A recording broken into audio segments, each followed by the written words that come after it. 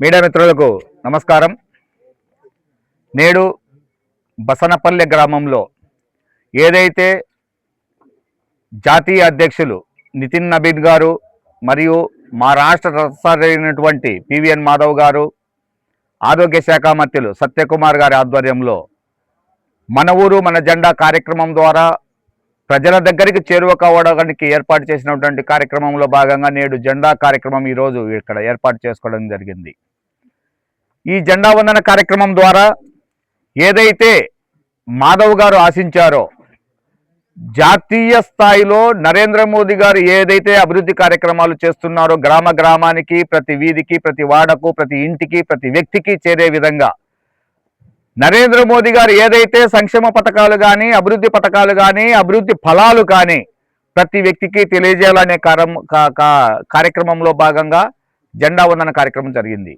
ఈ కార్యక్రమంలో ఒక స్కాన్ కోడ్ ద్వారా ఆ గ్రామానికి ఎంతమంది వ్యక్తులకు 5 కేజీల బియ్యం చేరుతుంది, ఎంతమంది వ్యక్తులకు అంగన్వాడీ కేంద్రాల ద్వారా ఎంతమంది తల్లులకు కానీ, ఎంతమంది బిడ్డలకు కానీ ఆరోగ్య సంక్షేమ పథకాలు చేరుతున్నాయి, ఎంతమందికి ప్రధానమంత్రి ఆవాస్ యోజన ద్వారా ఇండ్లు చేరుకున్నాయి, ఎన్ని గ్రామాల ఏ గ్రామంలో రోడ్లు ఏర్పడుతున్నాయి, ట్యూబ్లైట్లు వస్తున్నాయి, మరియు సంక్షేమ పథకాలు వాటర్ స్కీమ్ కానీ ఏదైనా సరే వస్తున్నాయి అనేది ఈ కార్యక్రమం ద్వారా స్కాన్ కోడ్ ద్వారా ప్రతి వ్యక్తి తెలుసుకునే విధంగా ఈ కార్యక్రమాలు ఏర్పాటు చేయడం జరిగింది.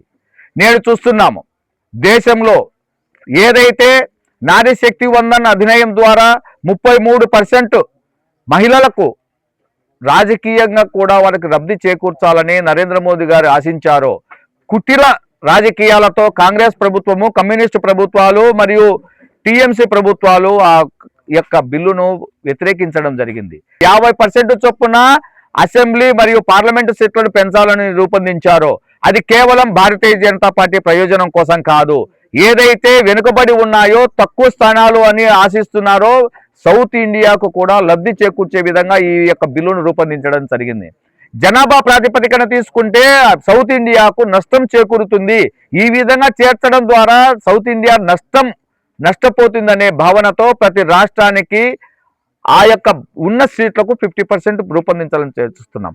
ఈరోజు మేమైతే ఛాలెంజ్ చేస్తున్నాం, నెక్స్ట్ ఏ రోజైతే జనాభా ప్రాతిపదికన చేస్తారో ఆ రోజు సీట్ల శాతం తగ్గితే మీరు బాధ్యత వహిస్తారా? మీరు సౌత్ ఇండియాకు మీరు క్షమాపణ చెప్తారా అని మేము కాంగ్రెస్ పార్టీని కానీ కమ్యూనిస్టు ప్రభుత్వాలను కానీ కోరుచున్నాము.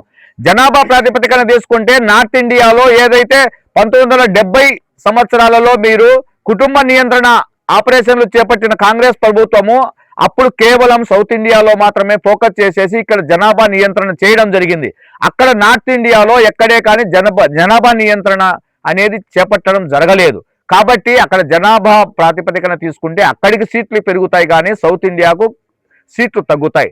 జనాభా ప్రాతిపదికన తీసుకోకూడదు, ఈ విధంగా సౌత్ ఇండియా నష్టపోతుందనే భావనతో నరేంద్ర మోదీ గారు కావచ్చు, అమిత్ షా గారు కావచ్చు ఈ బిల్లును రూపొందించి సౌత్ ఇండియాకు కూడా లబ్ధి చేకూరాలి, ప్రజాపాలన సజావుగా జరగాలి, ఏదైతే స్థానాలు పెరుగుతాయో ప్రాతినిధ్యం వహిస్తున్నటువంటి సంఖ్య తగ్గేసి ఆ విధంగా సంక్షేమ పథకాలు కానీ అభివృద్ధి పథకాలు కానీ చేరుతాయి అనే భావనతో బిల్లును చేపట్టడం జరిగింది. ఈ యొక్క సంక్షేమ పథకాలు కానీ భారతదేశ అభివృద్ధి కానీ ఏదైతే రక్షణ రంగ పరంగా కావచ్చు, నేడు యుద్ధం జరుగుతున్నా కూడా భారతదేశం ఏ విధంగా అభివృద్ధి